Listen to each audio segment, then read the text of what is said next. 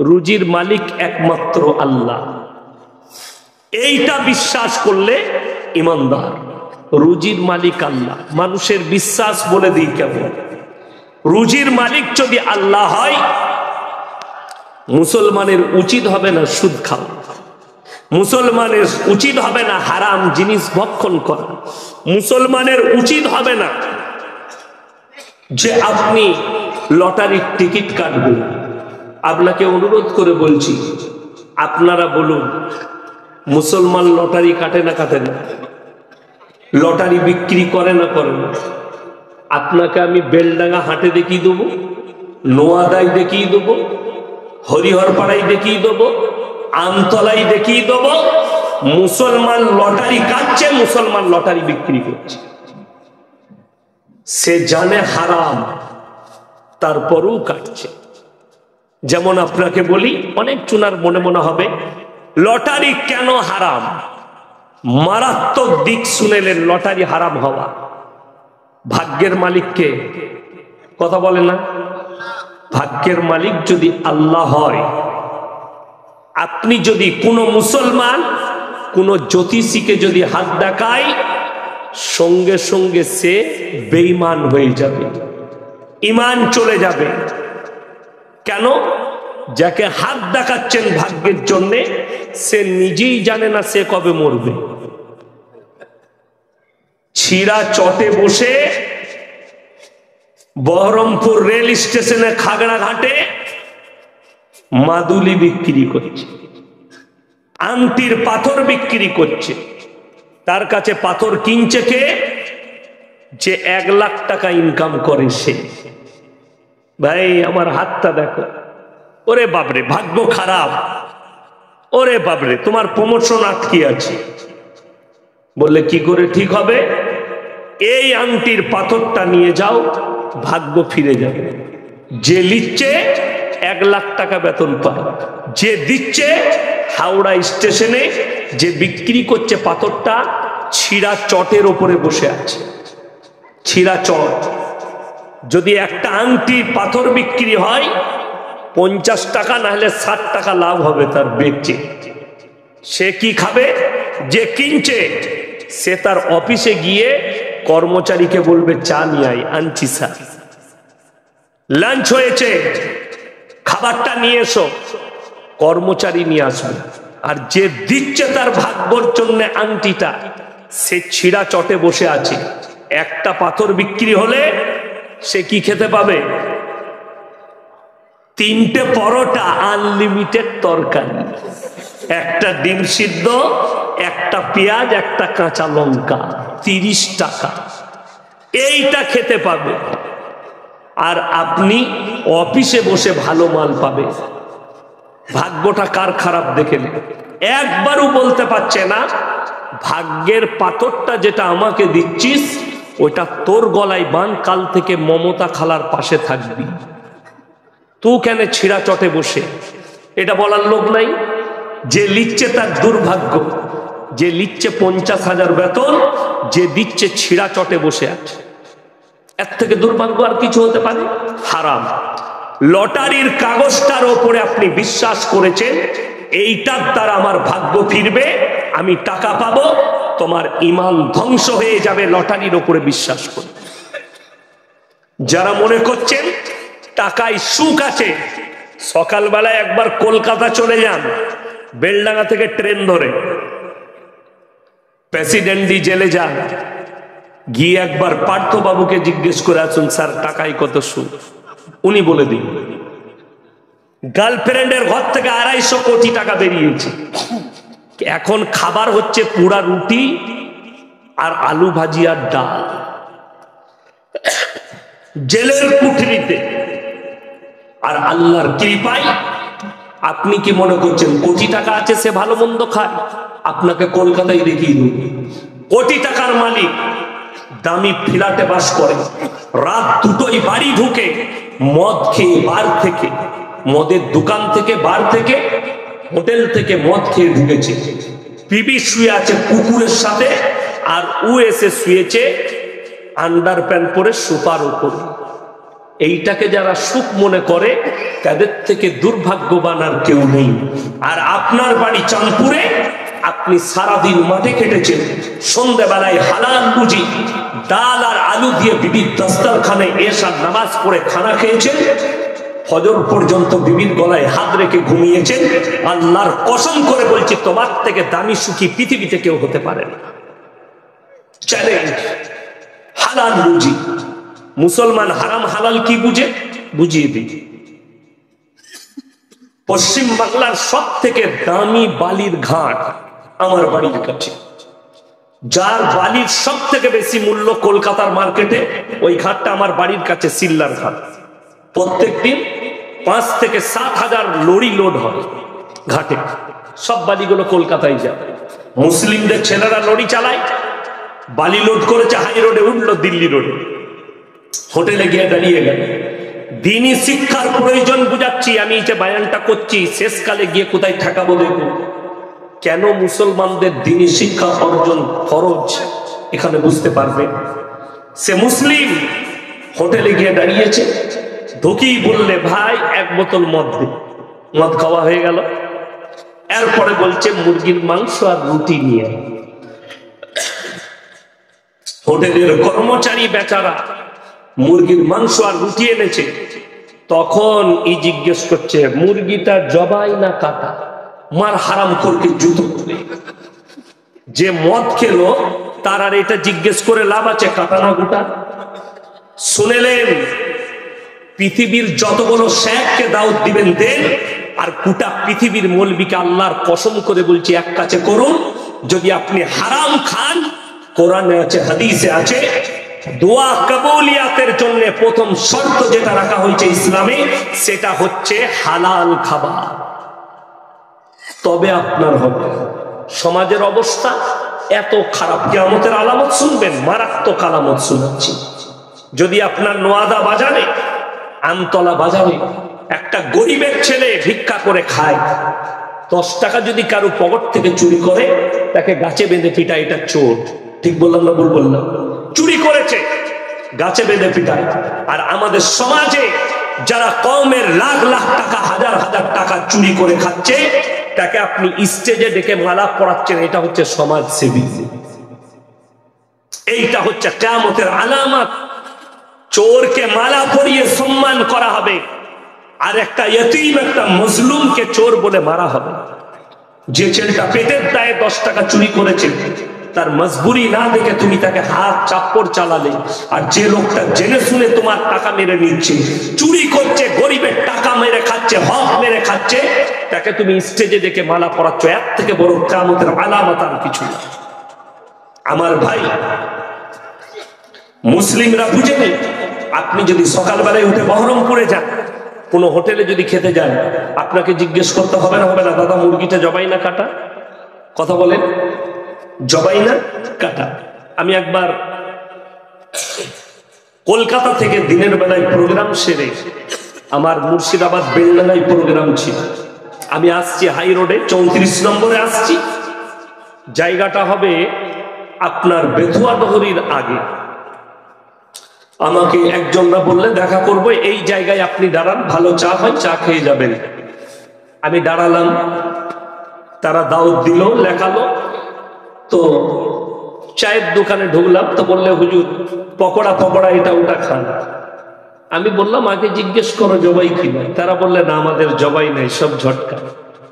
আমি বললাম খাওয়া যাবে, শুধু চা খাবো। আমি শুধু চা খেলাম। কেন? আমাকে জিজ্ঞেস করা আমার জন্য জরুরি। কেন?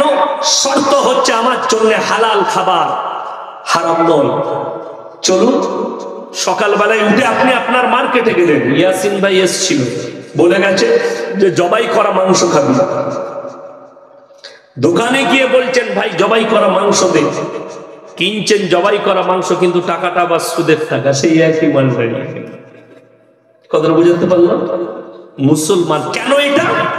খালি দ্বীনি শিক্ষা না থাকার কারণে, দ্বীনি চর্চা না থাকার কারণে আজকে মুসলমানের সম্পর্ক কোরআনের সাথে নেই, রাসূলের আদর্শের সাথে নেই, রাসূলের হাদিসের সঙ্গে নেই, আল্লাহর নবীর আখলাকের সঙ্গে আপনার সম্পর্ক নেই। যদি সম্পর্ক থাকতো, এই লোকগুলো পাগল হয়ে যায়নি যারা লম্বা জামা পড়েছে। আমরা পাগল। এখন অনেক ছেলে ফতোয়া দিচ্ছে, ফতোয়া লিখছে, ভাই প্যান্ট শার্ট পরে নামাজ হবে কিনা, গেঞ্জি পরে নামাজ হবে কিনা। কে বললো হবে না?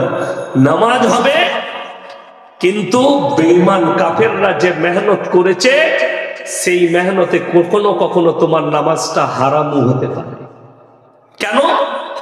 প্রত্যেকটা জায়গায় যাবার জন্য তার ইউনিফর্মের প্রয়োজন আছে। আপনি যদি বড় নার্সিংহোমে যান, আপনার পোশাকের ভেতরে ঢুকতে দিবে না, তাদের পোশাক করতে হবে, ঠিক কি না বলুন? একটা নার্সিংহোমে গেলে তাদের পোশাক। আমি একটা ঘটনা শোনাই। আমাদের মার্কেটে মাংস বিক্রি হচ্ছিল, কিসের? মুরগির। কোনগুলো? শুধু বুকের কাছের হাড্ডির মাংসটা বিক্রি হচ্ছে। কারা করছে? শালিমার কোম্পানি, বিরাট বড় কোম্পানি, যাদের মুরগির মাংস বিদেশে এক্সপোর্ট হয়, সব বিদেশে চলে যায়। কোনগুলো? লেগ পিস আর ডানা কাটি, এগুলো সব বিদেশে এক্সপোর্ট হয়ে চলে যাচ্ছে। বুকের মালটা মার্কেটে বেচছে। আমার নজরে পড়লো, মাল কোথাকার? শালিমার কোম্পানি। মাল বিক্রি করতে পাবে না। আগে সেখানে খবর নেব জবাইটা হচ্ছে কিনা, শরীয়ত সম্মত হচ্ছে কিনা। তারপর আমি তাদের সঙ্গে যোগাযোগ করলাম, বলে না, দুজন মৌলবি দাঁড়িয়ে আছে, তারা জবাই দেখছে। আমি দেখলাম, একবার ঢুকে তো দেখি মৌলবি কটা কাঠ মৌলবি না অন্য কেউ। আমি বললাম আমি আপনাদের ওখানে যাচে যাব। জানেন গেটে ঢুকে কি বললো? আমাদের পোশাক আপনাকে পরে যেতে হবে ভেতরে, আমার এই পোশাক চলবে না, আমাদের ইউনিফর্ম আছে সেটা পরে যেতে হবে। আপনার এই পোশাক দেখলে আমাদের মুরগিগুলো যেগুলো চেনে ঝুলানো আছে তারা ভিড়কিয়ে যাবে, অর্থাৎ যেতে পাবেন না। আমি তাদের ড্রেস পরেই গেছি ভেতরে। ভেতরে কি ঘটনা ঘটেছে ওটা পরে বলবো, কিন্তু পৃথিবীর যতগুলো জায়গা আছে তারা তাদের ইউনিফর্ম ছাড়া ঢুকতে দিবে না। কেন? একটা কালচার আছে, ইউনিফর্মের একটা দাম আছে, মূল্য আছে তাদের কাছে। আর ইসলামের কোন ইউনিফর্মের মূল্য নাই।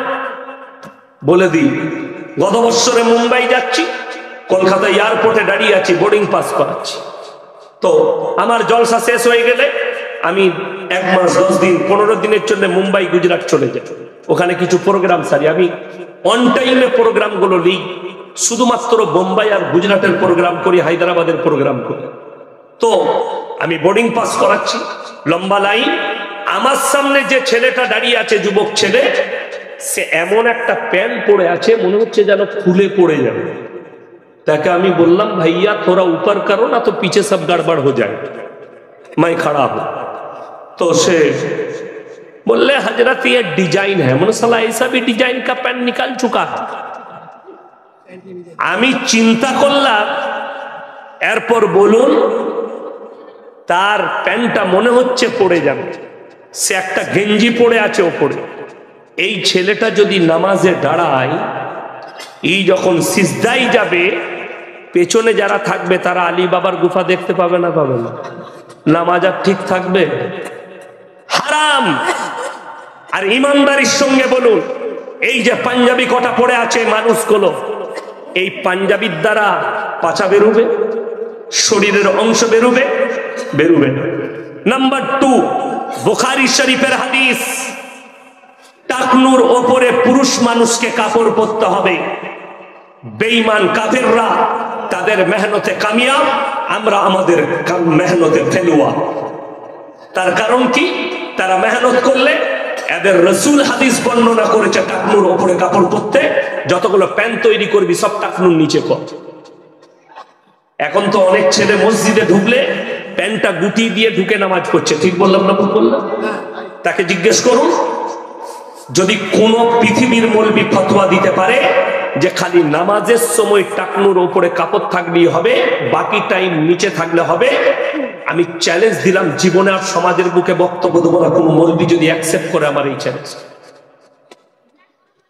এখানে নামাজের কথা বুখারী শরীফের হাদিসে বলা হয়নি, হাদিসে ব্যাখ্যা করা হয়েছে অল টাইম একটা পুরুষের জন্য টাকনুর উপরে কাপড়। অল টাইম রাস্তাঘাট। দ্বিতীয় নম্বর মারাত্মক যে ক্ষতিটা, আপনি রাস্তায় বেলডাঙ্গা বাজারে হোক, নোয়াদা বাজারে হোক, টাকনুর নিচে প্যান্ট পরে আপনি রাস্তায় হাঁটছেন, শুয়োরের গু পড়ে আছে, না হলে শুয়োরের মুখ, কুকুরের মুখ না হলে কুকুরের গু, প্যান্ট ঝিটি নিয়ে চলে গেল, ওইটাই নিয়ে গিয়ে শুকিয়ে গেল, ওইটাই পরে আপনি নামাজ পড়ছেন। ভেবে দেখুন, যদি বলেন কি করব, আপনি প্যান্ট কিনেন, কেনার পরে মাপ করে 4 আঙ্গুল ওপরে প্যান্টটা গিয়ে আপনি দর্জির কাছে কেটে ছোট করে দেন। বেঈমান কাফের ফেলোয়ার হবে। খালি কতটা তারা কামিয়াব বলে দিন। রাসূল আকরাম সাল্লাল্লাহু আলাইহি ওয়াসাল্লাম হাদিস বর্ণনা করলেন, মহিলারা টাকনুর নিচে কাপড় পরবে, বেঈমান কাফেররা সালোয়ার বার করেছে, সব মেয়েরা এইখানে পড়ছে। ঠিক বললাম না? বলবো না? দেখুন, বাপের মোটরসাইকেলে, স্বামীর মোটরসাইকেলে, ভাইয়ের মোটরসাইকেলে বসে আছে, টাকনুর ওপরে এই জায়গায় কাপড় পরছে। অনেক মেয়ে আবার পায়ে কালো সুতো বেঁধেছে। এটা কেন বাঁধলি? বলছে নজর লাগবে না। গলায় একটা মোটা দড়ি বাঁধ, তুই আর জীবনে মরবি না। বড় দুঃখ। এর থেকে বড় শিরক আর কিছু হতে পারে? হায়াতের মালিক সকলে বলুন কে? মওতের মালিক কে? ভালো মন্দের মালিক আল্লাহ। তাহলে তুমি বিশ্বাস করেছো একটা শুধুমাত্র সুতোর উপরে, যে সুতোটা মানুষ তৈরি করেছে, যে মানুষকে আল্লাহ সৃষ্টি করেছে, যে মানুষের ব্রেন আর বিবেকটা আল্লাহ সৃষ্টি করেছে, তাকে বাদ দিয়ে একটা মানুষের তৈরি সুতোর উপরে বিশ্বাস, যে এটা বাঁধলে আমার নজর লাগবে না। বড় কষ্ট লাগে আমার মা, আমার বোন। টাকনুর নিচে কাপড় পর বেঈমান কাফেররা কামিয়াবি লাভ করেছে। আজকে তাকিয়ে দেখুন, যারা ফুটানি করছে, এই ভারতবর্ষে যতগুলো ইসলামের আর কোরআনের দুশ্মন, সব মুসলমান ঘরে জন্ম নিয়েছে। কালকেই দেখলাম একজন ক্লিপ পাঠিয়েছে, আমি 1 মাস আগে বক্তব্য দিয়েছিলাম।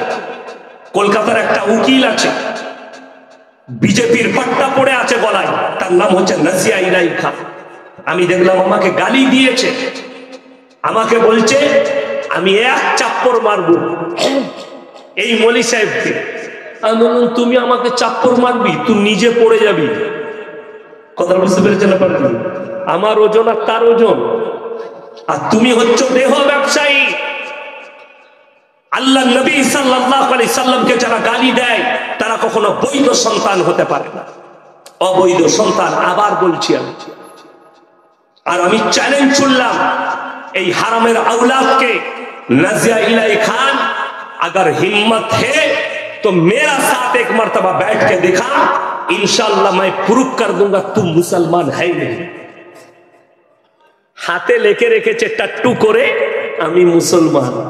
আরবিতে লিখেছে, দেখাচ্ছে আমি মুসলমান আছি। এই দেখো আমার হাতে আরবিতে লেখা আছে। বড় কষ্ট লাগে। আচ্ছা, আপনাদের সবারই লেখা আছে আমি মুসলমান? প্রয়োজন আছে? এর কোরআন জানা দরকার ছিল। কোরআনে আছে আল্লাযীনা ইউমিনুনা বিল গায়ব, না দেখে আল্লাহকে বিশ্বাসের নাম হচ্ছে ঈমান। তোকে লেকে দেখাতে হচ্ছে তুই এত নোংরা যে আমি মুসলমান। আর ইয়াসিনকে দেখানোর প্রয়োজন নাই। যারা ইয়াসিনের বক্তব্য শুনবে, যারা আমাকে দেখবে, সেই বলে দিবে এটা মুসলমান। ঠিক কিনা কথা বলেন? আমার পরিচয় দিবার দরকার আছে? লিখে কেউ কি দেখাবার প্রয়োজন আছে? এত নোংরা মেয়ে তোকে দেখাতে হচ্ছে। আচ্ছা, চোর কখনো বলে যে আমি চোর, না বলে আমি ভালো? কথা বলে না? চোর সবসময় বলে না, বলে না আমি চোর নয়, আমি ভালো মানুষ। तो तुम मुसलमान नौश बोले तो के देखाते हो देखे मैं मुसलमान और मैं मुसलमान हूं, इसीलिए प्रूफ देने का जरूरत नहीं है। मेरे जुबान और मेरे कुरान और मेरे विश्वास अल्लाह पे है और पूरा बांग्ला लोग এটা জানে। সে বলছে আমার নাম নিয়ে ভাইরাল হতে চাইছে, নাউজুবিল্লাহ। আমাকে ভারত, বাংলাদেশ, দেশ বিদেশের এমন কেউ নেই আমাকে চিনে না। আর তোকে আর ইনশাআল্লাহ ইয়াসিন একমাত্র আল্লাহর গোলাম। কার গোলাম আমরা? আরো জোরে বলুন, আল্লাহর গোলাম। আমার গলায় কোন রাজনৈতিক দলের পাট্টা লাগানো নেই, আর তোর গলায় কুত্তার মতো পাট্টা লাগিয়েছে কে? BJP, RSS. যার কারণে শুনেলেন কুত্তা দো কন্ডিশন মে ভোগতা है, কুকুর দুটো কন্ডিশনে চিল্লায়। এক তো কুকুর পাগল হয়ে যায় তখন চিল্লায়, দ্বিতীয় যখন তার পেছনে তার মালিক দাঁড়িয়ে থাকে তখন চিল্লায়। এই মেয়েটা প্রতিনিয়ত আল্লাহ রসুলকে গালি দিচ্ছে, নবীজিকে গালি দিচ্ছে। আল্লামা ইকবাল মারাত্মক কথা লিখেছে, ইস ঘর কো আগ লাগি ঘর কি চিরাগ সে। মুসলমান তোমরা নিজেদের ঘরে নিজেরা আগুন ধরিয়েছো। আজকে বলুন তো কে জানেন না 5 ওয়াক্তের নামাজ পড়া ফরজ? কথা বলেন, সবাই জানেন না? জানেন না 5 ওয়াক্ত নামাজ পড়া কি ফরজ? আমি চ্যালেঞ্জ ছুড়ে বললাম, যদি এই নোয়াদা থানায় হিসেব করা হয় 100টার মধ্যে 85টা লোক বেনামাজি, নামাজ পড়ে না। অথচ রাসূলের হাদিস আছে যার নামাজ নেই তার মধ্যে ইসলাম নেই।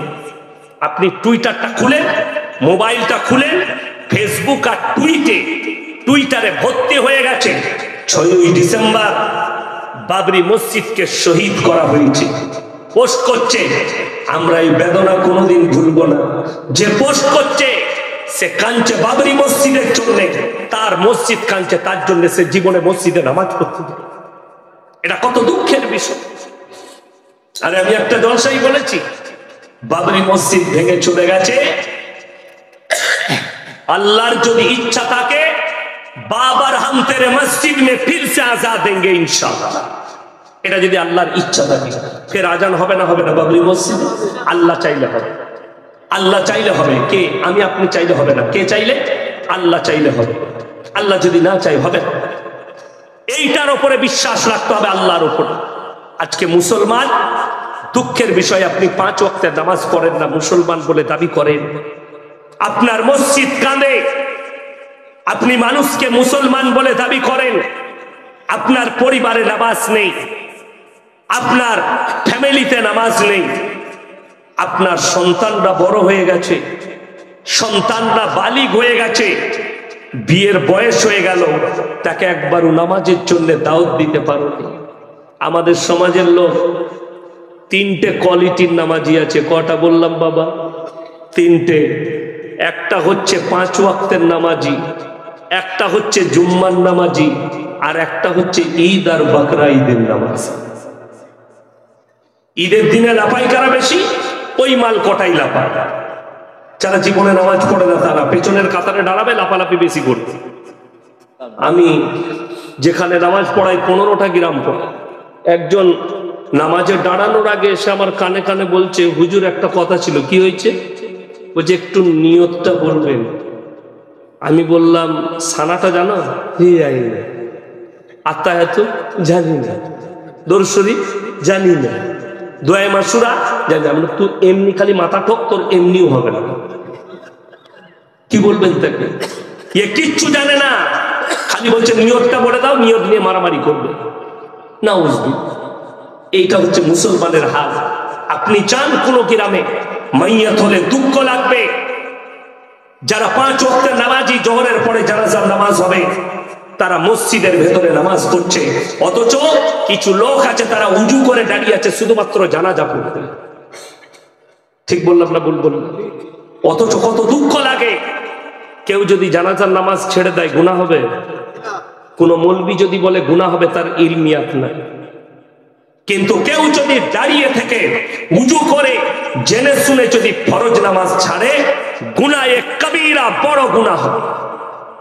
অথচ মসজিদের বাইরে দাঁড়িয়ে আপনি গুনাহ করছেন। চায়ের দোকানে বসে 3 ঘন্টা আড্ডা মারে। এরকম বাবাজিরা যদি বলে নামাজ পড়িস না কেন, কি বলে জানেন? সময় হয় না, সময় হয় না। অথচ হারাম কর 3 ঘন্টা চায়ের দোকানে আড্ডা মারে। ঠিক বললাম না ভুল বললাম? দুঃখটা শুনেলেন? কিছু আমাদের সমাজে লোক আছে, আরে আমি নামাজ না পড়তে পারি, রোজা না রাখতে পারি, এই চাঁদপুরে আমার মতো ভালো লোক নেই। এই মাল আছে না নাই? গাদা আছে। তারা বলে আমরা নামাজ পড়তে না পারি, রোজা রাখতে না পারি, গ্রামের ভালো লোক আমি। তোমার মধ্যে আর একটা বেধর্মীর মধ্যে কোনো পার্থক্য নাই। যদি বলেন কেন? ঈশ্বরচন্দ্র বিদ্যাসাগর ভালো লোক না খারাপ লোক?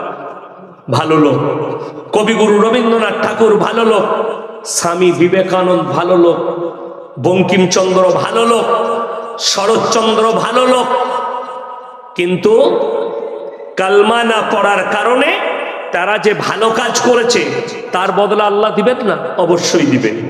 তার বদলা দুনিয়াতেই দেওয়া হয়েছে। যদি বলেন বদলা কি, কিয়ামতের সকাল পর্যন্ত মানুষ তাদেরকে সম্মান করবে, তাদের মৃত দিবস পালন করে, জন্ম দিবস পালন করে, স্কুলের হেডমাস্টারের মাথার উপরে তাদের ছবি টাঙানো থাকে। এইটাই হচ্ছে ভালো কাজের বদলা। এরপরে কোরআন শোনাব। যারা মনে করছেন নামাজ পড়ি না তো কি হয়েছে, রোজা রাখি না তো কি হয়েছে, কিয়ামতের দিন আল্লাহ দুটো রাস্তা হবে, একটা জান্নাতের, একটা জাহান্নামে। জাহান্নামীরা যখন জাহান্নামে যাবে, জান্নাতীরা প্রশ্ন ছুড়ে দিবে, ফি জান্নাতি ইয়াতাসাআলুনা আনিল মুজরিমিনা মা সালাকাকুম ফি সাকার। তোমরা কেন জাহান্নামে যাচ্ছ? তোমরা বলতে আমরা পাড়ার ভালো লোক, ভদ্রলোক। তারা এক নম্বর উত্তর দেবে, ক্বালু লাম নাকু মিনাল মুসাল্লিন। আমরা মুসল্লিদের মধ্যে ছিলাম না, নামাজীদের মধ্যে। এটা এক নম্বর। ওয়ালাম নাকু নুতিমুল মিসকিন, এবং মিসকিনকে, গরিবকে খানা খাওয়াইতাম না। আজকে মানুষের কাছে মাদ্রাসা মসজিদের জন্য টাকা চাইলে এরা মনে করে আমাদের উপরে জুলুম করা হচ্ছে। কিয়ামতের পূর্বে এই চাঁদপুর মাদ্রাসা এরকম থাকবে না, এইরকম এসি বালা মাদ্রাসা হবে, এসি বালা মসজিদ হবে, বড় বড় মাদ্রাসার বিল্ডিং বালাখানা হবে। মানুষ তখন জাকাত দিতে চাইবে ভয়ে, কিন্তু জাকাত এমন জায়গায় পৌঁছাবে জাকাতই আদায় হবে, জাকাত নিবার লোক থাকবে না। কিন্তু আজকে প্রয়োজন, আজকে আপনি দিবেন না, আপনি দিতে চাইবেন না। আপনি ভাবছেন আমার সঙ্গে জুলুম করা হচ্ছে, এরা টাকা চাইছে। অনেক মাদ্রাসার জলসায় বক্তারা যদি টাকা চায়, যদি বক্তব্য একটু কম হয়ে যায়, অনেক মানুষ বিরক্ত বোধ করে, করে না? আপনার জানা নেই, আজকে আপনার কাছে দিন পৌঁছেছে, কোরআনের দাওয়াত পৌঁছেছে। এই মৌলবীদের কৃতিত্ব নয়, শেখদের কৃতিত্ব নয়, কোন মুহাদ্দিসের কৃতিত্ব নয়। কৃতিত্ব হচ্ছে আল্লাহর নবী সাল্লাল্লাহু আলাইহি সাল্লাম এবং তিনার সাহাবীদের কুরবানি। এত বড় কুরবানি দিয়েছেন নবীজি সাল্লাল্লাহু আলাইহি সাল্লাম। খালি মক্কা নগরীতে এলান করেছেন, আল্লাহর তরফ থেকে বার্তা গেছে, ওমা ইউকরিদুল্লাহ কারদান হাসানা। আল্লাহর রাস্তায় কে কি দান করবে বলো? আল্লাহর নবী সাহাবীরা নিজেদের জান মালকে কুরবানি করে দিয়েছে, তারা পরোয়া করেনি, জান মাল কুরবান আল্লাহর রাস্তায়। আল্লাহর নবী সাহাবীরা দলে দলে যার কাছে যা থেকে এনে দিয়েছে, তারা নিজেদের জানের কুরবানি করেছে, মালের কুরবানি করেছে। তারপরে আপনার কাছে দিন পৌঁছেছে। আল্লাহ নবী সাল্লাল্লাহু আলাইহি সাল্লামকে তয়েফের মাটিতে রক্তাক্ত করা হয়েছিল, মাথা থেকে পা পর্যন্ত রক্তাক্ত। নবীজি সাল্লাল্লাহু আলাইহি সাল্লাম তারপরেও দোয়া করেছেন, আল্লাহ আমি আবার কালকে যাব দাওয়াত দিতে, তারা যেন ইসলাম গ্রহণ করে। আজকে জানেন আপনার তারা কেন একজন অমুসলিম ইসলামের প্রতি আকৃষ্ট হচ্ছে না? তার কারণ হচ্ছে আপনি আমি কোরআনটা স্টাডি না করার কারণে। যেমন বহু বক্তা আছে স্টেজে চেপে নিজের ধর্মকে বুঝাবার ক্ষমতা না থাকে, নাই, আর পরের ধর্ম দেবদেবীকে নিয়ে পরচর্চা করে। লোকে দেবদেবীর জন্য উল্টো পাল্টা বলে, তারা কোরআনের হাদিসের জ্ঞান অর্জন করেনি। আজকে আমি আসানসোলে কোরআনটা শুনিয়েছি, এটা আল্লাহর বার্তা পৃথিবীর মুমিনদের জন্য, মুসলমানদের জন্য। ওয়ালা তাসুব্বুল্লাযীনা ইয়াদউনা মিন দুনিল্লাহি ফায়াসুব্বুল্লাহ আদওয়াম বিগাইরি ইলম। তোমরা কারো দেবদেবীকে গালি দিও না, কারো ধর্মকে গালি দিও না। অজ্ঞাত অবস্থায় সে তোমার আল্লাহকে গালি দেবে, তোমার ক্ষতি হবে। আপনি আপনার ধর্মটা বুঝান, আপনার ধর্ম সম্পর্কে তাদেরকে বুঝান, শিরকটা বুঝান, বেদাতটা বুঝান। ইব্রাহিম নবী সাল্লাল্লাহু আলাইহি সাল্লামের দাওয়াতটা তাদেরকে শুনিয়ে দেন যে ইব্রাহিম আলাইহিস সালাতু ওয়াস সালাম নিজের বাপকে দাওয়াত দিয়েছেন। কি বলে দাওয়াত দিয়েছেন? কোরআনে স্পষ্ট আছে, ইস ক্বালা লিআবিহি ইয়া আবাতি লিমা তা'বুদু মা লা ইয়াসমাউ ওয়া লা ইউবসিরু ওয়া লা ইউগনি আনকা শাইয়্যা। হে আমার আব্বা জান, আপনি যাদের উপাসনা করছেন, হাত পা নাড়তে পারে না, কথা বলতে পারে না, নিজস্ব কোনো ক্ষমতা নেই, আপনি এই রাস্তাটা হচ্ছে শয়তানের রাস্তা, এটাকে ছাড়ুন আর আমার আল্লাহকে বিশ্বাস করুন, আমাকে নবী হিসাবে মেনে নেন। এইটা হচ্ছে দাওয়াতের পদ্ধতি। আপনি বলুন, ইব্রাহিম নবীর বাপ দাওয়াত কবুল করেছিল? কথা বলে না, করেনি। তাহলে হিদায়েতের মালিক কে? আল্লাহ। আর তুমি কারো দেবদেবীকে গালি দেবে, সে তোমার ধর্মকে অ্যাকসেপ্ট করবে না, তোমার আল্লাহকে গালি দেবে। তুমি ভেবে দেখো, তোমার আল্লাহকে গালি দিয়ে বসবে, আর এটার জন্য পাপী হবে ওই বক্তা, ওই মৌলবি, ওই স্কলার হবে পাপী, গুনাহটা তার ঘাড়ে চাপবে। আল্লাহকে গালি খাওয়াচ্ছে, তুমি তোমার ধর্মকে বুঝাও। দেখবেন আমাদের দেশে, আমি 1 মাস আগে একটা প্রোগ্রাম হয়েছে পাকিস্তানে, আপনারা অনেকে দেখেছেন, অনেকে দেখেননি। সেই প্রোগ্রামে পৃথিবীর বড় বড় স্কলাররা হাজির ছিল। সেখানে আমাদের ভারতের একজন ইনভাইট ছিলেন, যদিও দেশ থেকে তিনি দেশ ছাড়া, ডাক্তার জাকির নায়েক। সেখানে আর একজন ছিল পাকিস্তানের মুফতি তাকি উসমানী, আর একজন ছিল মোল্লা তারিক জামিল, আর একজন ছিল মুফতি তারিক মাসুদ, আরবের চিন্দন শেখ ছিলেন। সেখানে একটা বড় সেমিনার হয়েছে পাকিস্তানে, সেখানে কিছু বিষয় নিয়ে আলোচনা হয়েছে। আপনি ডাক্তার জাকির নায়েকের বক্তব্যগুলো শুনেন, তিনি সব কিছুই বলেন, অন্য ধর্মকে বুঝায় যে তোমার ধর্মটা রং, কিন্তু গালি দিয়ে নয়। ঠিক বললাম না ভুল বললাম? পদ্ধতিতে বুঝায়, হিকমতের সঙ্গে বুঝায়। কোরআনে আছে তোমরা হিকমত লাও, হিকমতের সঙ্গে বুঝাও, কাজ হবে। আর তুমি যদি ডাইরেক্ট বুঝাতে চাও, জানেন মুসা নবী যখন ফিরাউনকে দাওয়াত দিতে যাবে, আল্লাহ কি বললেন? মুসা নবী বললেন, আল্লাহ ফিরাউনের মতো নেমক হারামকে দাওয়াত দিতে যাব, তাকে কি বলে দাওয়াত দেবো? যে নিজেকে আল্লাহ দাবি করেছে। আমার আল্লাহ শিখিয়ে দিচ্ছেন তুমি কিভাবে দাওয়াত দিবে। কুলু কাউলাল লাইয়িনা, নরম করে বলবে, বিনয়ী ভাবে বলবে, ভালোবেসে বলবে। তার কারণ তোমাকে সে সন্তানের মতো লালিত পালিত করেছে, তুমি তাকে নরম করে বলো। কুলু কাউলাল লাইয়িনা, কোরআন নরম করে বলবে, গরম করে নয়, চটিয়ে নয়, ভালোবেসে বলবে, ভদ্রতার সঙ্গে বলবে, নম্রভাবে বলবে, বিনয়ী ভাবে বলবে। আমার ভাই দাওয়াত কবুল করবে। আজকে শুনেলেন এই ভারতবর্ষে কারো কাছে পৌঁছাতে হয়নি। আমার এলাকায় চলুন, ইউটিউবার যারা আছো, আমার এই স্কেপটা কেটে দিবে। যতগুলো ইউটিউবার আছে, আমার এই স্পিচটা কেটে দিবেন, তা না হলে আমার নামে কেস হতে পারে। শুনছেন তো ইউটিউবাররা? হ্যাঁ, আমার এলাকায় আল্লাহর কৃপায় একসঙ্গে 140 ঘরকে ইসলাম কবুল করিয়েছি। জোরে বলুন সুবহানাল্লাহ। কত বললাম? 140 ঘর দলিত ভাই ইসলাম কবুল করেছে। সরকার হিসেব বার করেছে 2015 থেকে 2021 পর্যন্ত 13 লাখ অন্যান্য ধর্মের মানুষ ইসলাম কবুল করেছে ভারতে। জোরে বলুন সুবহানাল্লাহ। কেন এত গালি দিচ্ছে নবীকে? তারপরেও রসুলকে এত গালি দিচ্ছে, ইসলামকে এত গালি দিচ্ছে, তারপরেও কেন এত লোক ইসলাম কবুল করছে? জানবেন, আপনি যখন ইসলামের দাওয়াতটা ঠিক মতো দিবেন, আল্লাহর কৃপায় সে আপনার ভাষায়, ব্যবহারে, আখলাকে, চরিত্রে ইসলামে আসবে। আমার গত বছরে 24 পরগনায় একটা জলসা ছিল, দক্ষিণ 24 পরগনা, জায়গাটার নামটা মনে নেই, ডায়েরিতে লেখা আছে। তো আমার পোস্টার ছেপেছে সেখানে, তারা মনে হয় আমার ছবিটাও দিয়ে দিয়েছে। সেই ছেলেটা দেখেছে, আমাকে ফোন করেছে, স্যার আমি একটা অমুসলিম ঘরের ছেলে, বাপের একটাই বেটা।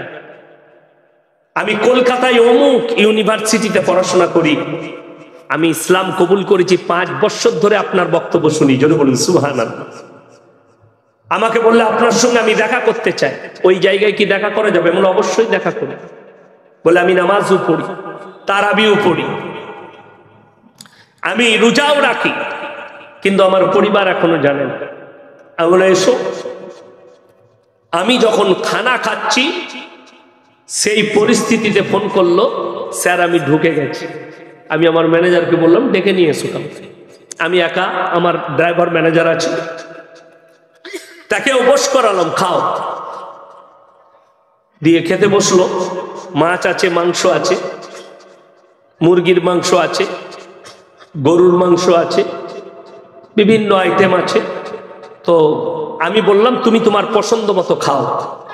সে বলে স্যার আমি সবই খাই। আমি তখন বুঝতে পারলাম কোনটা খেতে চাইছে। আমি বললাম তুমি তুলে নাও নিজের হাতে। তুলে নিল, খেলো। খাবার মধ্যখানে একটু পানির প্রয়োজন, একটা গিলাসে ওকে পানি দিল, পানিটা অর্ধেক খেয়েছে, অর্ধেক রাখা আছে। আমার প্রয়োজন পড়ল, আমি ওই পানিটাই খেলাম। সে বলল হুজুর আপনি আমার এঁটোটা খেলেন। আমি তাকে বললাম এটাই হচ্ছে ইসলাম। একজন মুমিন আর একজন মুমিনের ভাই ভাই। কেউ যদি নেশা না করে, নেশাদ্রব্য জিনিস যদি কেউ শ্রবণ না করে, না খায়, তার এঁটোটা খাওয়া জায়েজ আছে। কথাটা বুঝতে পারলেন মাসলাটা? কেউ যদি নেশা করে তার এঁটো খাওয়া কি হারাম মুমিনের জন্য। এরপর বললে দোষ হবে। আমাদের দেশে কিছু লোক আছে সকালবেলায় বিড়ি না খেলে হাগাই হয় না। ঠিক বললাম না ভুল বললাম? বিড়ি খেতে হয় তবে হাগা হবে পায়খানায় ঢুকে। এরপর আমি বললি খারাপ বললি, আপনারা যাই বলবেন। সেই ছেলেটা বললে যে আজকে আমি বুঝতে পারলাম আমার ইসলাম কবুল করা সার্থক হয়েছে। কেন?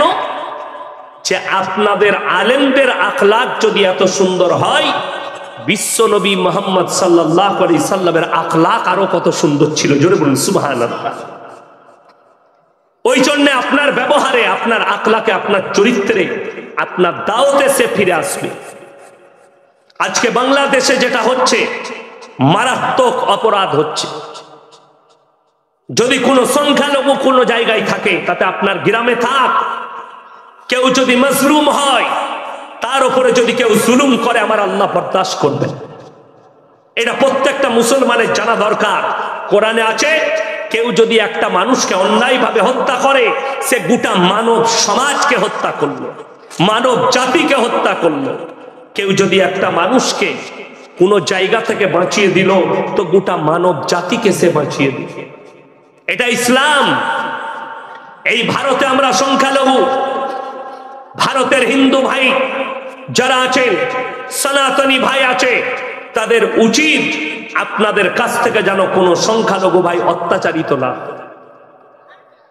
যেমন ভারতের উচিত, তেমনি বাংলাদেশের উচিত বাংলাদেশের মুসলমানের কাছে যে আমার সংখ্যালঘু হিন্দু ভাইরা আছে, তারা যেন অত্যাচারিত না হয়, পীড়িত না হয়। এটা খেয়াল রাখতে হবে। কেন?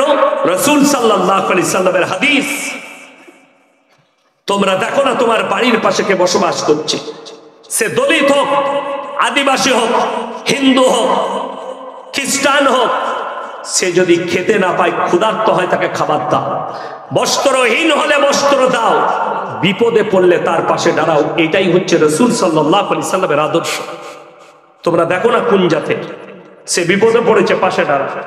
রাসূলের হাদিস, বুখারী মুসলিমের হাদিস, রাসূল আকরাম সাল্লাল্লাহু আলাইহি সাল্লাম বললেন, তোমরা মুমিন ততক্ষণ হতে পারবে না যতক্ষণ পর্যন্ত তোমার কাছ থেকে তোমার প্রতিবেশী সুরক্ষিত নয়। আপনার পাশের বাড়ি যে আছে তাকে সুরক্ষা পেতে হবে। কিসের দ্বারা?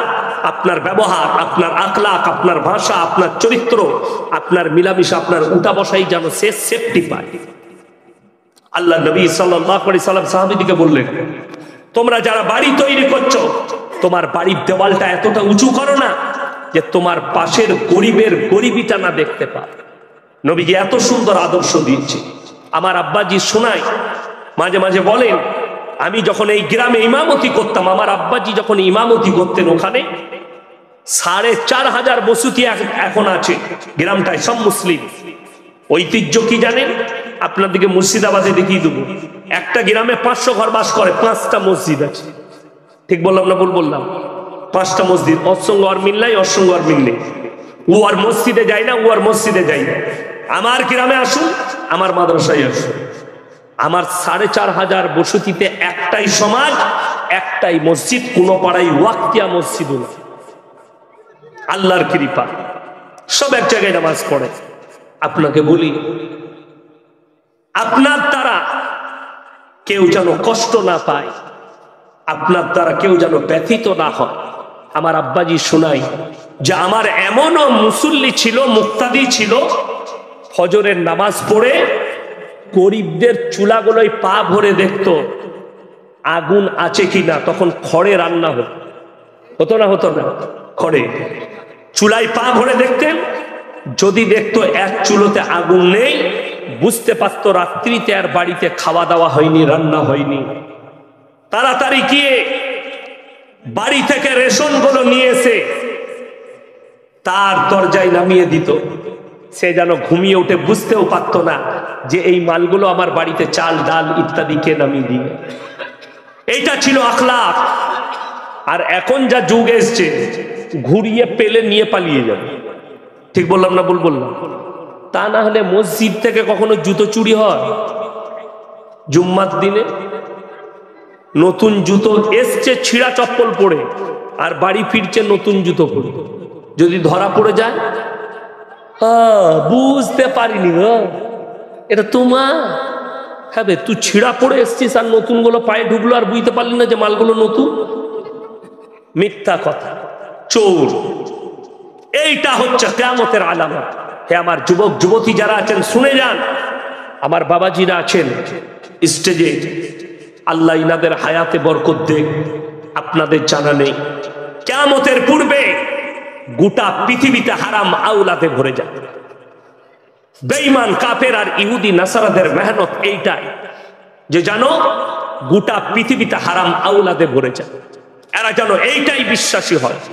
সরকার বিল আনতে চেয়েছিল, ইউনিফর্ম সিভিল কোড, এক দেশ এক কানুন। বিয়ে শাদী থাকবে না, যার যার সাথে মন সুবি। বড় দুঃখের বিষয়, বেদনার বিষয়, আজকে মুর্শিদাবাদ, নদিয়ায়, মালদায় সব থেকে বড় পাপ যেটা ছুটছে, দুটো মারাত্মক পাপ। নাম্বার 1 সমকামী, নাম্বার 2 হচ্ছে পরকিয়া।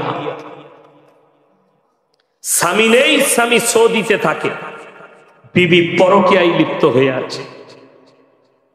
স্বামী আছে, বিবি পরকিয়ায় লিপ্ত হয়ে আছে। ঘন্টার পর ঘন্টা রাত কাটায়, রাতে ফোনে অন্যজনের সঙ্গে কাটায়।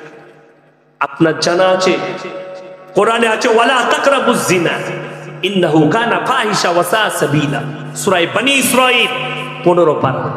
হে আমার নবী, বলে দাও, জিনা করা তো অনেক দূরের কথা, যে রাস্তায় ব্যভিচার হয়, জিনা হয়, সে রাস্তার ধারে পাশে যাতায়াত করো।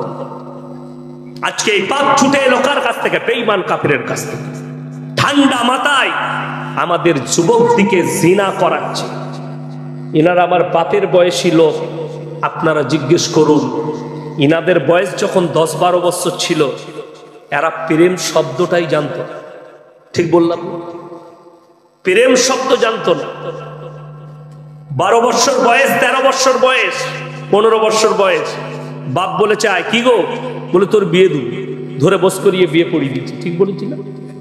কিন্তু আজকে 13 বছর বয়স, একজন দায়ীকে সমাজ।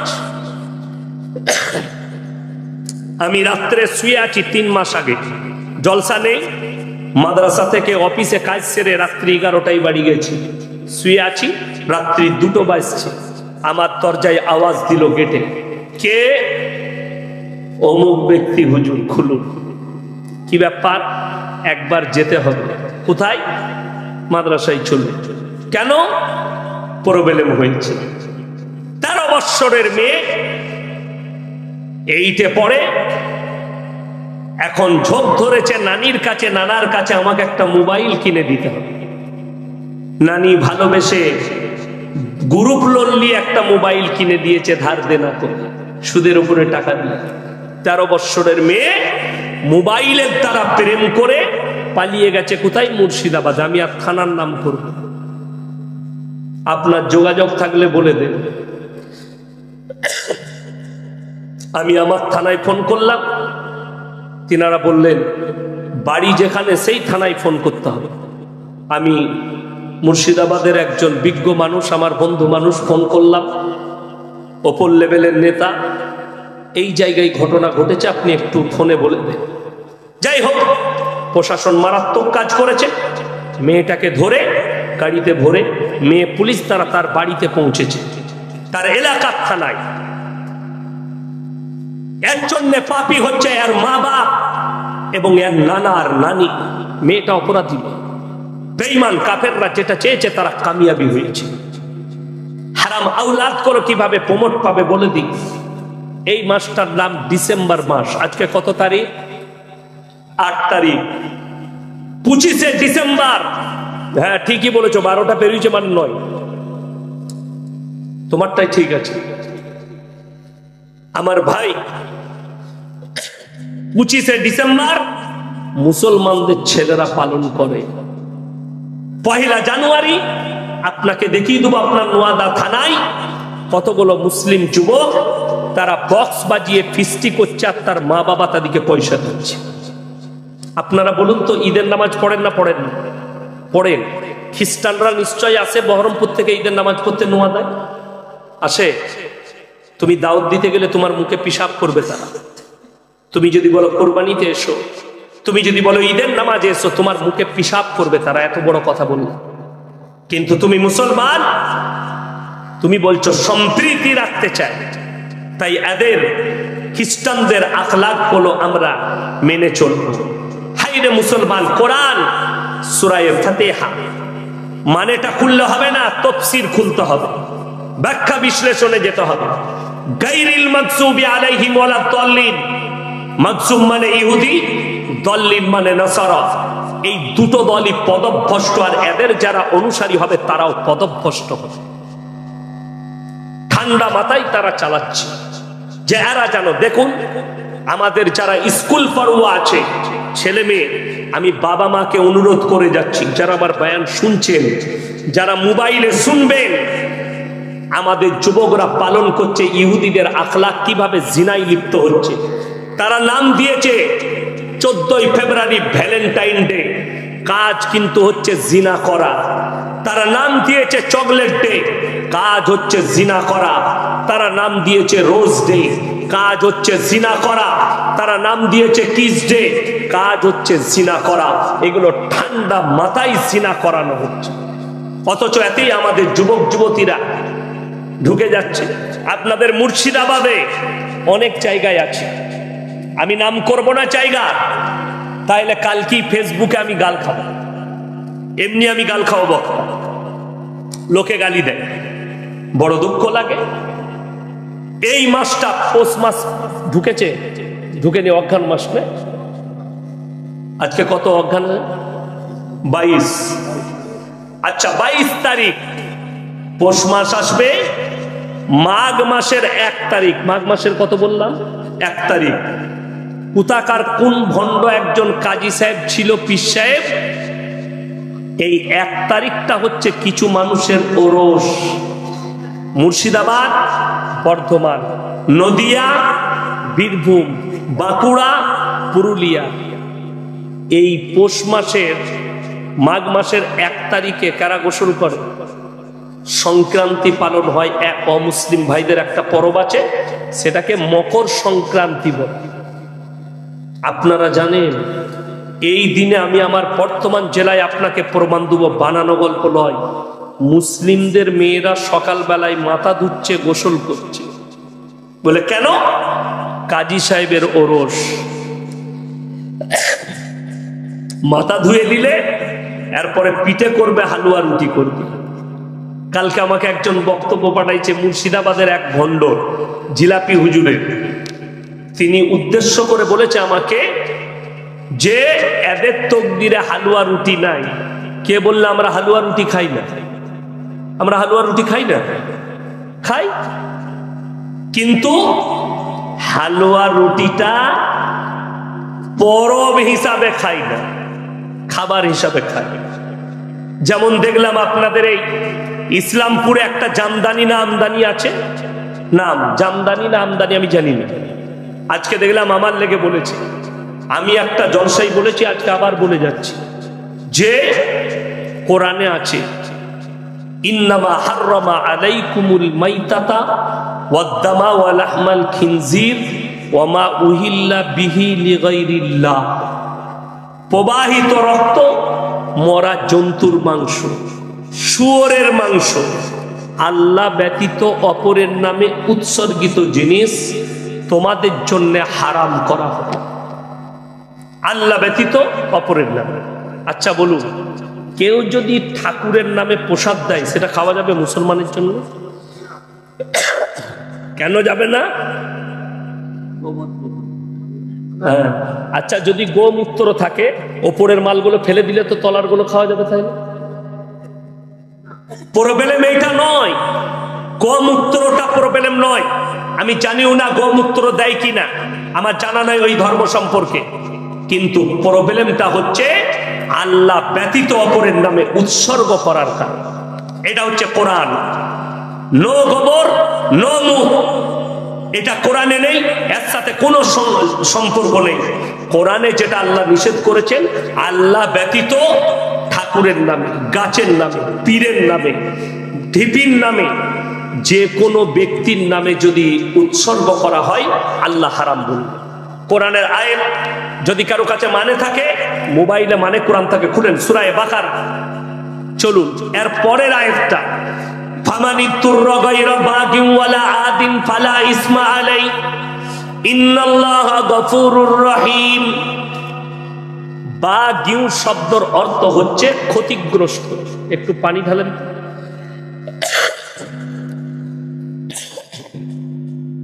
পানি ঢালেন।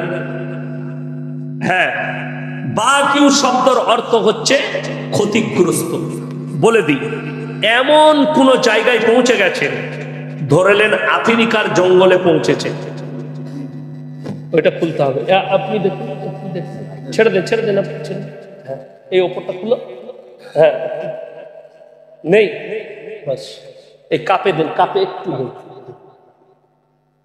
বাগিউ শব্দের অর্থ হচ্ছে, হ্যাঁ দেন, গরম, অসুবিধা নেই, বাস বাস। এমন একটা জায়গায় পৌঁছেছেন সেখানে কোনো খাবারের ব্যবস্থা নেই। সেখানে দেখলেন জান বাঁচানো ফরজ না ফরজ নয়? ফরজ। এমন জায়গায় পৌঁছেছেন কোনো খাবার নেই, সেখানে দেখলেন একটা প্লেটে শুয়োরের মাংস আছে।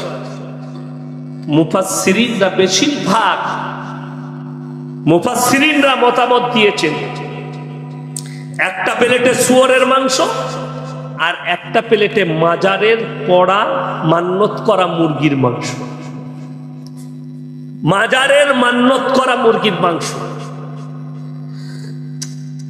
দুটো মাংস যদি থাকে, শুয়োরের মাংস 2 পিস খেয়ে নিতে পারবেন, কিন্তু মাজারের পড়া মুরগিটা আরো ডেঞ্জার হারাম।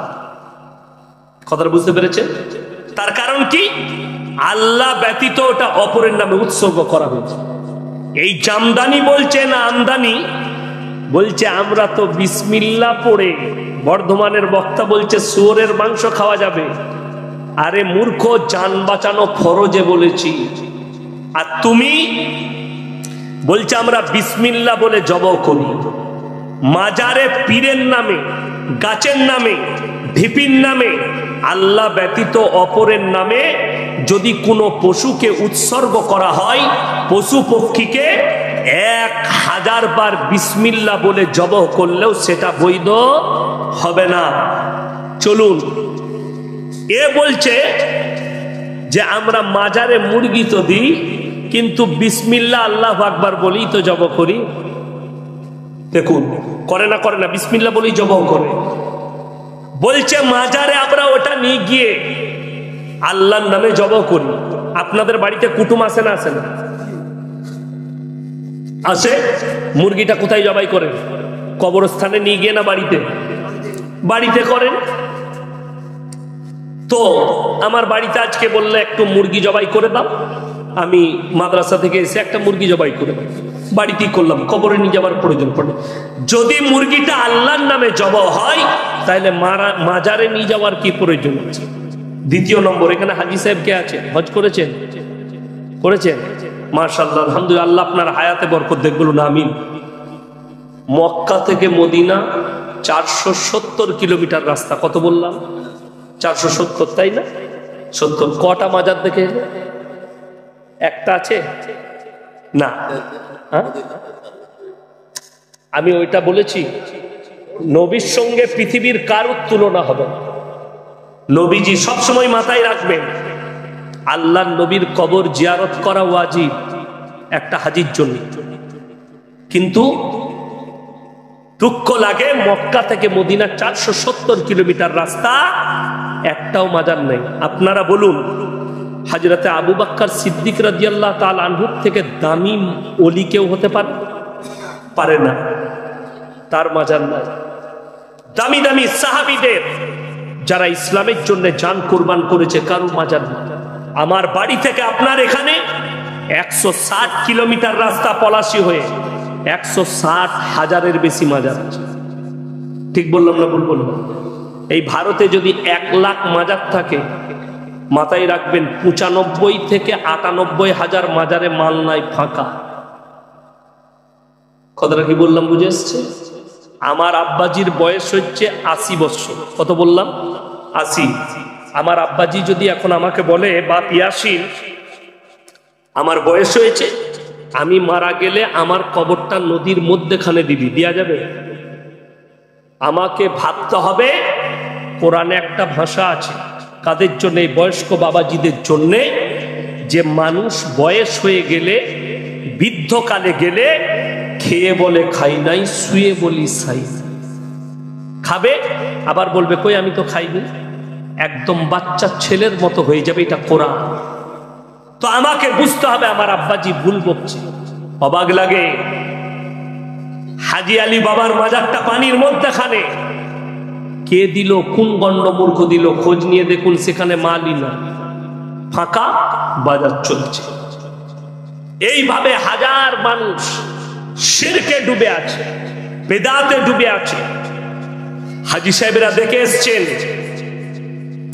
উহুদের প্রান্তরে লোহার ব্যারিকেড দিয়ে 70 জন সাহাবীর কবর ঘেরা আছে, যিনারা শহীদ হয়েছেন ইসলামের জন্য যুদ্ধের ময়দানে। সেখানে এমন একজন সাহাবী শুয়ে আছেন, তিনি হচ্ছেন নবীজি সাল্লাল্লাহু আলাইহি সাল্লামের চাচা যান হযরতে আমির হামজা রাদিয়াল্লাহু তাআলা, যিনার বুকটা চিড়ে কলিজা থরটা বার করে যুদ্ধের ময়দানে চিবিয়েছিল, তার নাম হিন্দা। আল্লাহ তিনাকেও ঈমান দান করেছিলেন। এরপর ভেবে দেখুন, দুঃখ লাগে। আমাকে একজন ফোন করে বলছে, তুমি পীর বিরোধী লোক। আমি বললাম আমি সিস্টেম বিরোধী লোক। আমার সব থেকে বড় পীর হচ্ছে আমার বাবা। পীর শব্দের অর্থ কি? বয়োজ্যেষ্ঠ। পীর শব্দের অর্থ বয়োজ্যেষ্ঠ। ইনাকে সম্মান করার দায়িত্ব আমার। ইনারা আমার বাপের বয়সী। বড়কে সম্মান করো, ছোটকে স্নেহ করো। রাসূল সাল্লাল্লাহু আলাইহি সাল্লামের আখলাক, বড়কে সম্মান, ছোটকে স্নেহ। ইনারা আমাকে স্নেহ করবে, আমি ইনাদিকে সম্মান করব। ভক্ত ভালো, অন্ধ ভক্ত ভালো নয়। ভক্ত ভালো, অন্ধ ভক্ত ভালো নয়। মাথায় রাখবে, পৃথিবীর একটা বক্তা, একটা মৌলবী, একটা মুহাদ্দিস, একটা জ্ঞানী ভুলের ঊর্ধ্বে কেউ নয়। কথাটা বুঝতে পেরেছেন না? পারেন? ভুলের ঊর্ধ্বে কেউ নয়। মানুষ মাত্রে ভুল হতে পারে। নবীরা নিষ্পাপ, নবীরা জান্নাতি, এটা আল্লাহ নিজে বলেছেন। নবীদের কথা ব্যতিক্রমী, বাকি যারা আছে সকলের জন্য এক মাসলা, ভুলের ঊর্ধ্বে কেউ নয়। অর্থাৎ আপনি সম্মান করুন। যেমন আপনাকে বলি, একজন আমি হুগলি ডিস্ট্রিক্টে মাস দুয়েক আগে জলসা করছি, জায়গাটার নাম হচ্ছে তারকেশ্বর। আমি মসজিদে যেমন শুয়েছিলাম, আমাকে ডেকে নিয়ে এলো। আমার আগে একটা ছেলে বায়ান করছে, বয়স স্বল্প, আমার থেকে জুনিয়র হবে। বায়ান কি চলছে, আমি তখন এরপর উঠে পিসাব করে মুখে পানি দিয়ে রেডি হয়ে স্টেজে আসছি, আর সে বক্তব্য দিচ্ছে, বাবাজিরা, মায়েরা, বোনেরা, বড় পীর আব্দুল কাদের জিলানী রাহমাতুল্লাহ আলাইহি দস্তরখানে বাবাজি খানা খেতে বসেছেন, আর দস্তরখানে তিনি দেশি মুরগি দিয়ে ভাত খাচ্ছেন। বাবাজিরা, দেশি মুরগির মাংসগুলো খাচ্ছেন আর হাড্ডিগুলো এক জায়গায় রাখছেন। তেনার মুরিদ জিজ্ঞেস করলো, বাবা আপনি এই হাড্ডিগুলো একদিকে রাখছেন কেন? তিনি বললেন, হে আমার বাপ, হে আমার মুরিদানরা, শোনো, আমি এই হাড্ডিগুলো এক জায়গায় রাখছি, আমি বড় পীর এই মুরগিটা খাওয়ার পরে মুরগিটাকে আবার জীবিত করার ক্ষমতা রাখি। জোরে বলুন নাউজুবিল্লাহ। বলেন না নাউজুবিল্লাহ। এই কথাটার উপরে বিশ্বাস আনলে ঈমান চলে। কেন? কোন মৌলবি পৃথিবীর, দেওবন্দি হোক, আহলে হাদিস হোক, বেরেলি হোক, ফুরফুরা হোক, হরহরে হোক, তালতালার হোক, খেজুর তালার হোক, মলয় বাবার হোক, যে কোনো মৌলবি একটা যদি আমাকে জয়ীফ হাদিস দেখায়, আল্লাহ নবী সাল্লাল্লাহু আলাইহি সাল্লাম বকরির মাংস খেয়েছেন না খাননি? কথা বলেন, বকরির খেয়েছেন, কিন্তু শুনেছেন একটা হাদিস দেখাও যে বকরির মাংসটা খাওয়ার পরে নবীজি বকরিটাকে জীবিত করেছে? এরকম একটাও হাদিস নেই। নবীজি দুম্বার মাংস খেয়েছেন, দুম্বাটাকে জীবিত করেছেন, হাদিস নেই। নবীজি উটের মাংস খেয়েছেন, উটটাকে জীবিত করেছেন, এরকম একটাও হাদিস নেই। যেমন রাসূল সাল্লাল্লাহু আলাইহি সাল্লামের নামে মিথ্যা করে অপবাদ দিয়ে হাদিস বলে প্রচলন চলছে আমাদের সমাজ। দেখবেন অনেক লোক বলে, অনেক বক্তা বলতো আগে, কি বলতো, আমার বাবাজিরা, ভাইরা, আল্লাহর নবী বলেছেন তোমরা শিক্ষার জন্য চীন দেশে পাড়ি দাও। শুনেছেন না শুনেন? এই হাদিসটা বুখারী, মুসলিম, তিরমিজি, আবু দাউদ, ইবনে মাজাহ, নাসাই শরীফ, কোন হাদিস থেকে কেউ যদি দেখাতে পারে আমি জীবন আর বক্তব্য দেব, এটা হাদিসই নয়, মিথ্যা, বানানো গল্প, বানানো কথা। বড় পীর আব্দুল কাদের জিলানী আজকে যদি জীবিত থাকতেন এই হারামখোর কটাকে কাফের ফতোয়া দিতেন। তাকে আমি স্টেজে গিয়ে জিজ্ঞেস করলাম, দাঁড়াও বাবা, কোথায় মৌলবি পাস করেছ? হুজুর মাদ্রাসায় 3 দিন পড়ে এলাম। 3 মাস পড়েছে মাদ্রাসা, তুমি বক্তা হয়ে গেলে? হুজুর মোবাইলে শুনেছিলাম। তুই মোবাইল থেকে মৌলবি পাস করেছিস? এইটা হচ্ছে কওমের হাল। আর যারা সামনে বসে আছে, যখনই বায়ান করছে তারা বলছে সুবহানাল্লাহ, বুঝলি কেউ বুঝে না কিচ্ছু। এইটা হচ্ছে কওমের হাল।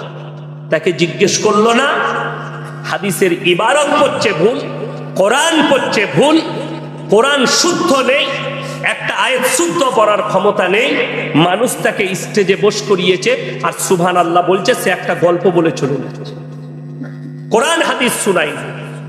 এইটা হচ্ছে কওম এবং কিয়ামতের আলামত, যে মানুষ কিয়ামতের পূর্বে আলেম দিকে দূরে সরিয়ে দিয়ে মূর্খদের কাছ থেকে ইলম নিতে চাইবে, তখন জানবে কিয়ামত কাছে চলে এসেছে।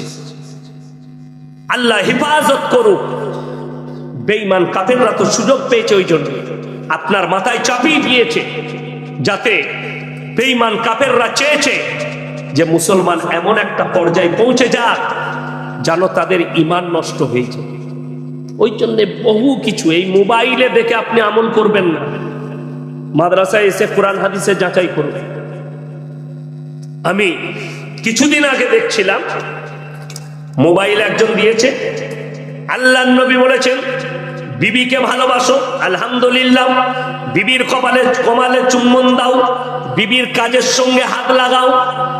লাস্টে কি লিখেছে দেখেন, আল্লাহ নবী বলেছেন বিবিকে মাঝে মাঝে বাজারে রেস্টুরেন্টে খাওয়াতে নিয়ে যাও। সে হারামখোরকে জিজ্ঞেস করুন যে নবীজির জামানায় কটা রেস্টুরেন্ট ছিল, ফুচকার স্টল কটা ছিল। বড় কষ্ট লাগে, দুঃখ লাগে, বেদনা লাগে। কালকে বেলডাঙ্গায় ছিলাম, একজন যুবক প্রশ্ন করছে আমাকে একজন প্রশ্ন করলো যে যদি গ্রামে আগুন লাগে কিংবা মাইয়াত হয়, মসজিদের মাইকে এলান করা যাবে কি? আমি বললাম আমার যুক্তিতে এলান করা যাবে, বিপদের সংকেত দিতে হবে। যদি এলান করে দেওয়া হয় একজন ব্যক্তির বাড়িতে আগুন লেগেছে, আর 1 মিনিটের ভেতরে গ্রামের মানুষ পৌঁছে গিয়ে যদি আগুনটা লিপিয়ে যায়, তা একটা জীবন বাঁচানো মানে গোটা সমাজকে বাঁচানো, গোটা মানে আর কি মানব জাতিকে বাঁচানোর সময় নাকি। ওই জন্য বলা যাবে। সেই ছেলেটা এসে বলছে আমাকে হাদিসের দলিল দেন।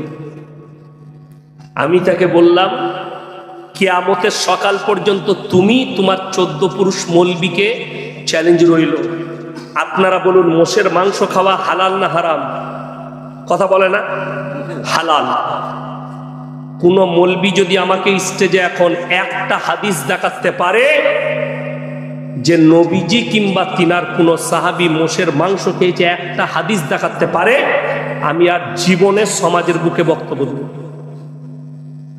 একটা হাদিস নেই। যদি বলেন হালাল কেন, শুনেলেন কোরআনে আছে, এইটা আলেমদের ইজমা। কোরআনের মধ্যে আছে গরুর আচরণের যে প্রাণী আছে সেগুলো তোমাদের জন্য আল্লাহ হালাল করেছেন। জোরে বলুন সুবহানাল্লাহ। মোষের আচরণটা গরুর মতো আছে না? নাই, গরুর মতো আছে। মোষের মাংস হালাল, ওই জন্য আল্লাহ হালাল করেছে। তাকে আমি বললাম তুমি কিয়ামতের সকাল পর্যন্ত হাদিস আনতে পারবে। ওই জন্য জেনে রেখে দিবেন, কিছু কোরআন থেকে এসছে, রাসূলের কাছ থেকে এসছে। এই যে মাইকে বক্তব্য দিচ্ছি, এটা রাসূলের জামানায় ছিল না। এইটা কিন্তু বেদাত। কি বললাম? বেদাত। কিন্তু এই বেদাতটার দ্বারা ইসলামের কোনো ক্ষতি হবে? কেন হবে না? আমি বলিনি, আমরা মৌলবীরা বলিনি যে এটা ইবাদত। কেউ বলেছে কি? আচ্ছা, জলসা করাটা ইবাদত নয়। জলসা ভালো কাজ, তার দ্বারা মানুষ ইসলাম শিক্ষা নেবে, হারাম হালাল থেকে বাঁচবে। আল্লাহ যদি কেউকে হিদায়েত দেয় সে নামাজি হবে। তাহলে জলসা একটা ভালো কাজ। অনেক সমাজের লোক আছে তারা বলছে জলসা দিয়ে কি লাভ? বলে না এত এত খরচ জলসা দিয়ে। আচ্ছা আমি বলছি, জলসা দেওয়ার পরে কেউ নামাজি হলো